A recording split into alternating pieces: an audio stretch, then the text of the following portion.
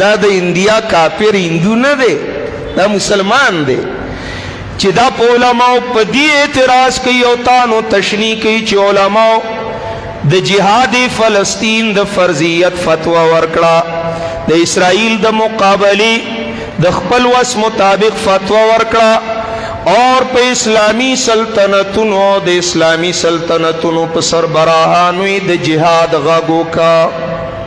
دا خو نه دی ویلي چې روزه منګ او تاسو خدای ویلی دی چې د اسلامی مملکتونو حکمرانان دی لاری جوړی کی د فلسطین د مظلومانو د حمایت، دا فرض عین دی په دی باندې د اسرائیلو د ظلم و بربریت مخنیوی وکي، د بیت المقدس او د مسجد اقصی دفاع دی وکي، دا افواج د اسلامی سلطنتونو دی کردار ادا کی. دا خبر اوس د اعتراض ده یار، بے غیرت سړی به په دې باندې ګوتې اوچتوي، بے غیرته چې مولا داسې او مولا هغسې. مولا نه وایا، دا الله فرض کړی دی قرآن کې 4.5 آیتونه په فرضیت د قتال دي. د مولا څه جرأت دی چې ځان نه او کار فرض کړي. ته چې اعتراض په جهاد کې بیا وایي یاره دا جهاد نه دی، خزه چرته جهاد به جهاد شي.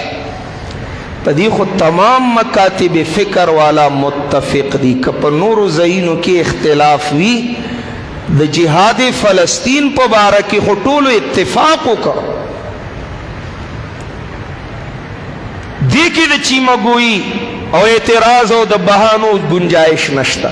تا ته خو یې نه دي ویلي چې را پاسه، خو د اسلامی ممالکو سربراهانو حکمرانانو باندې غږ کړی دی. دا خبرم تاله بدی شي، حیران شو یاره. سبا به دا د فلسطین معصومان بم د الله په در کې ولاړي او مونږ او تاسو بم ولاړیو. الله الله که سر به اوچتولی شو او که نه،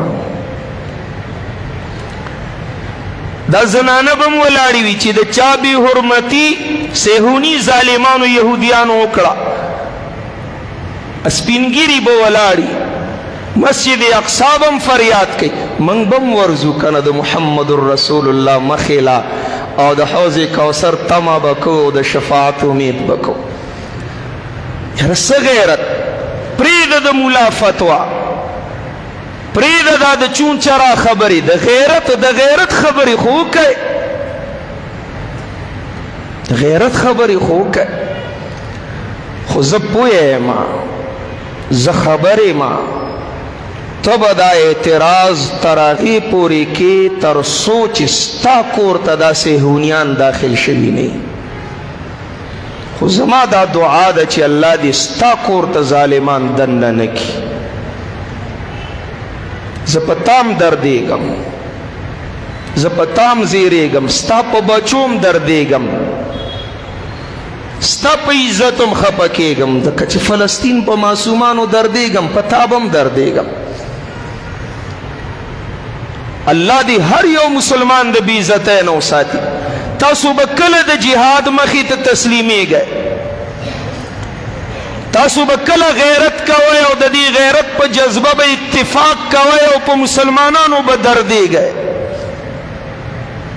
تاسو به کله د مرګ دا دارو پرېږدئ چې تی اونس کې ته خو مرې، ستا خو د مولا په فتوا او په خبره اعتماد نشته، دی خو د ځان نه لګیا دی، دا خو لیونی شوی، دی خو جذباتی دی، دی خو انتها پسند او دهشتګرد او متشدد دی. نو ته څه ته خو ځان هم واضح که کنه، دا ته څه شی؟ زه متشدد یم، زه انتها پسند یم، زه بیکورډ یم، زه دهشتګرد یم، دا ته څه او مسلمانه؟ ما ته چې دې څه ویل هغه دې ویل، ته خو خپل پوزیشن هم واضح کا.